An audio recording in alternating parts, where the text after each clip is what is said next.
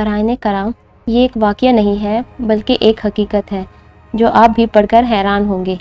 یہ واقعہ میری پھپھو جان نے سنایا ہے۔ یہ واقعہ ایک گاؤں کا ہے جس میں ایک گھرانہ آباد تھا، جس میں علی شیر، اس کی بہن بشیرہ، بی بی علی شیر کی بیوی آمنہ، علی شیر کی ماں ممتاز بی بی اور علی شیر کی بیٹی ہاجرہ اور بیٹا نور رہتے تھے۔ علی شیر کا والد غلام محمد فوت ہو گیا۔ آمنہ بی بی نہایت ہی سلجھی ہوئی اور بااعتماد خاتون تھیں۔ علی شیر کی بہن بشیرہ اسی گاؤں میں شادی شدہ تھیں۔ ہاجرہ بی بی کا رشتہ اس کے چچا زاد سے ہوا تھا اور منور باپ کے ساتھ ہی کھیتوں میں ہاتھ بٹاتا تھا۔ منور بھی اپنی ماں کی طرح سلجھا ہوا تھا۔ منور کا رشتہ بشیرہ بی بی کے سسرال میں کرنا چاہتی تھی، مگر منور اپنی ماموں کی بیٹی کو چاہتا تھا اور اسی سے ہی شادی کرنا چاہتا تھا۔ منور کے ماموں کی بیٹی زینب بہت ہی خوبصورت اور سلجھی ہوئی تھی، گھر کے کام خوب جانتی تھی۔ رشتے کی وجہ سے بشیرہ اور آمنہ کا جھگڑا ہو گیا، مگر جو قسمت میں لکھا تھا وہی ہوا اور پیار جیت گیا۔ منور کی شریک حیات زینب بن گئی۔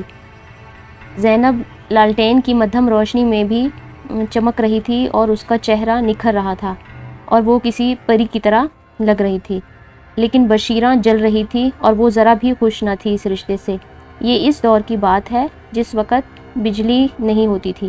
بشیرہ اور اس کی ماں ممتاز بی بی خوش نہیں تھیں، وہ اپنا بدلہ لینا چاہتی تھی، اس لیے انہوں نے چڑیل کے بال اور دل پر کالا جادو کیا یا کروایا، پتہ نہیں انہوں نے پانی یا کالا جادو کیا زینب پر پھینکنے کے لیے۔ جو ہوا بہت برا ہوا۔ زینب اور ہاجرہ نے ایک ہی رنگ کے کپڑے پہنے ہوئے تھے۔ جب سب سو گئے تو زینب اور منو چھپ کر چلے گئے اور ہاجرہ زینب کی جگہ پر سو گئی۔ جب آدھی رات ہوئی تو بشیرہ بی بی ایک دم پانی لے کر آئی اور زینب سمجھ کر سارا پانی چھینٹوں سے ہاجرہ پر پھینک دیا۔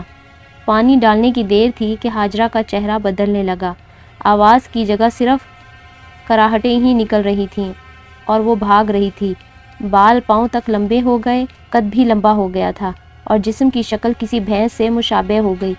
پرانے زمانے میں لوگ چڑیلیں اکثر دیکھتے تھے تو اس وجہ سے ہاجرہ کو بھی انہوں نے چڑیل ہی سمجھ لیا۔ آدھی رات کا وقت تھا، لائٹیں ویسے ہی نہیں ہوتی تھیں۔ سب گھر والوں نے مل کر ہاجرہ کو خوب مارا، زخمی کر کے گاؤں کے جنگل میں چھوڑ آئے اور آ کر سو گئے۔ بشیرہ اور ممتاز خوش تھیں کہ انہوں نے بدلہ لے لیا اور سکون سے سو گئی تھیں۔ جب صبح ہوئی تو زینب تیار ہو کر چھت پر سے نیچے اتر آئی تھی اور خوبصورت اور نرم و نازک سی یہ دیکھ کر بشیرہ اور ممتاز ڈر گئیں کہ یہ زینب تو نہیں ہے، وہ تو چڑیل بن گئی تھی۔ اتنے میں آمنہ ہاجرہ کو آواز دیتی ہے، ادھر ادھر آ گئی۔ بشیرہ نے آمنہ سے کہا، کیوں صبح صبح شور مچا رہی ہو؟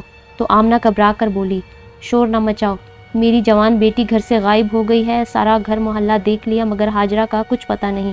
یہ سن کر دونوں ماں بیٹی ممتاز اور بشیرہ کے پسینے چھوٹ گئے۔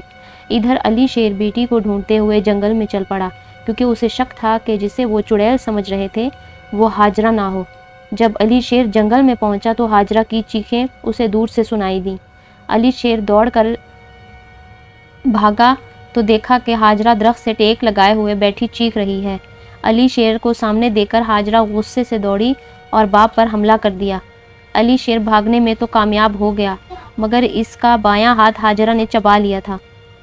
ہاجرہ کالے جادو کی وجہ سے مکمل چڑیل بن چکی تھی اور ہاتھوں اور پاؤں پر کسی بھینس کی طرح چلتی تھی اور شکل کے علاوہ باقی وہ پوری ہی تبدیل ہو گئی تھی۔ علی شیر گھر پہنچا اور سارے گھر والے خبر سن کر رونے لگے۔ بشیرہ اور ممتاز پچھتا رہی تھی اور آمنہ رو رو کر برا حال کر رہی تھی۔ علی شیر ایک رشتہ دار پیر کو جانتے تھے، وہ پیر آج بھی گدی نشین تھے۔ انہیں میاں صاحب کہتے ہیں کہ ان کو بلوا لو اور اسے دم کروا لیتے ہیں۔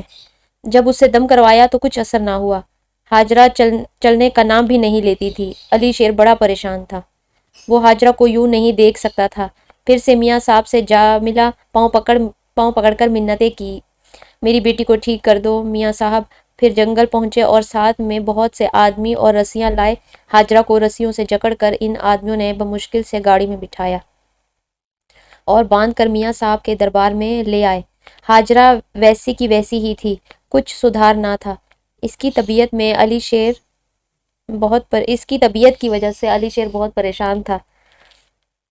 جس وقت جس تاریخ کو حاجرہ کو چڑیل بنایا گیا تھا، ٹھیک سال بعد اسی رات حاجرہ کی طبیعت کچھ سنبھلی۔ اس کے بال اور چہرہ بالکل ٹھیک ہو گیا اور آواز بھی سال بعد واپس آ گئی، مگر سارا جسم ویسا ہی رہا۔ پھر دم درود ہوئے، میاں صاحب نے وظیفے کیے اور پھر پورے 5 سال بعد حاجرہ مکمل ٹھیک ہوئی۔ علی شیر نے میاں صاحب سے پوچھا، یہ اتنا ظالم جادو کس نے کیا تھا؟ تو میاں صاحب نے پہلے تو نہیں بتایا اور بس پھر اتنا کہا، اپنوں سے دور رہو جو دشمن ہیں۔ پھر بھی علی شیر کی ضد پر بتایا کہ حاجرہ کی پھپھو اور دادی یعنی میری ماں اور بہن نے یہ جادو کیا، مگر حاجرہ پر نہیں کیا تھا بلکہ زینب پر کیا تھا، مگر حاجرہ نشانہ بن گئی۔ آج بھی حاجرہ زندہ ہے، 75 سال کی حاجرہ کنواری رہ گئی، دادی اور پھپھو نشانہ بن گئی۔ آج بھی کبھی کبھار حاجرہ کو دورے پڑتے ہیں۔ علی شیر نے ماں اور بہن سے سارے رشتے توڑ دیے تھے اور خود بشیرہ اور ممتاز نے قبول کیا اور کہا، ہاں ہم نے ہی کالا جادو کیا تھا، خدا سب کو ہدایت دے اور حاجرہ کو سکھ عطا کرے اور کالے جادو کا دنیا سے خاتمہ کرے۔ یہ مسئلہ آج کا نہیں بلکہ سالوں سے چلا آ رہا ہے کہ رشتے کے تنازع پر لوگ کیا کچھ نہیں کرتے، رشتوں کی پہچان ختم ہو گئی ہے، انسانیت ہر کسی میں نہیں رہی۔ قرائن کرام، خدا سے شیطان سے بچنے کی دعا کیا کریں اور باقاعدہ نماز ادا کریں تاکہ آئندہ کوئی بھی کالے جادو کی زد میں نہ آئے۔